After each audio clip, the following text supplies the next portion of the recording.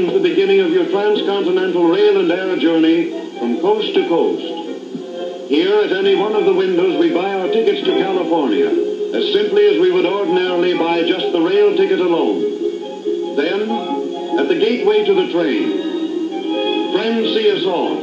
There's a new kind of spirit in the air each day when this train departs. It's like those moments before a smart deluxe liner sets sail for Paris and the Riviera.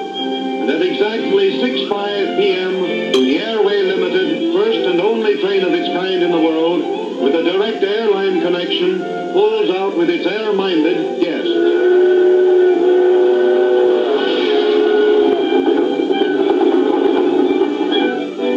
From New York to Columbus, Ohio, dinner, bedtime, breakfast, and then, a few minutes later, the Airway Limited pulls into Port Columbus, where our first day's flying will begin. At each of these air terminals, we find unexpected comforts and conveniences, beautifully appointed restrooms, and courteous attendants who look after our traveling needs. Here at Port Columbus, our baggage is weighed. 30 pounds is the allowance. It is 8:15 in the morning now, time to take off. The big tri-motor all-metal plane is ready and waiting, equipped like a Pullman car. Its roomy cabin is well lighted and heated in wintertime. Seated in our comfortable chairs, we are all set now to see America best.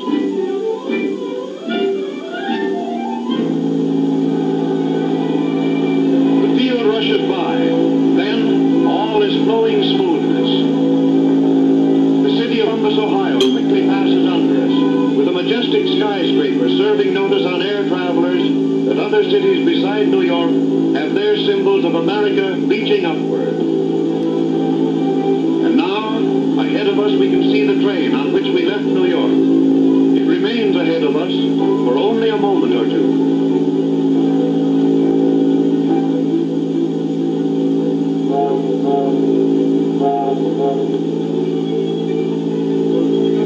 We are on our first hop to Indianapolis, 180 miles to the west, less than 2 hours by air. The courier is looking after our comfort. Souvenir maps are spread before you. You begin to look for familiar landmarks.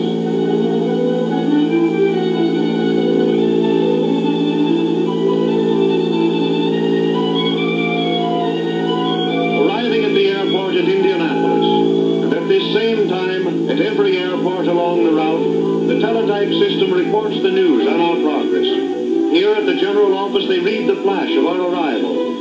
So through the day, mile after mile, our plane is watched, reported on, prepared for at our next stop, which now will be St. Louis, 232 miles away. 2 hours later, nearing St. Louis, we see the Missouri and Mississippi rivers joining into one. Then a long, smooth glide to a landing, to another 15-minute pause in our journey westward.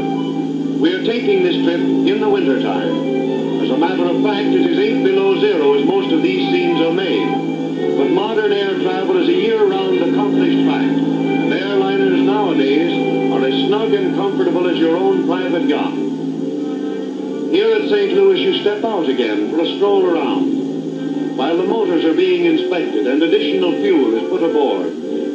These motors, incidentally, are looked after as carefully as a fine watch, and after being in use for a specified number of hours, each motor is completely overhauled by a corps of experts working under the supervision of Colonel Lindbergh. As technical advisor to the airline, Colonel Lindbergh has instilled his own insistence upon perfect motor performance, overhauling and frequent replacements, which from his experience is the way to safety in flying.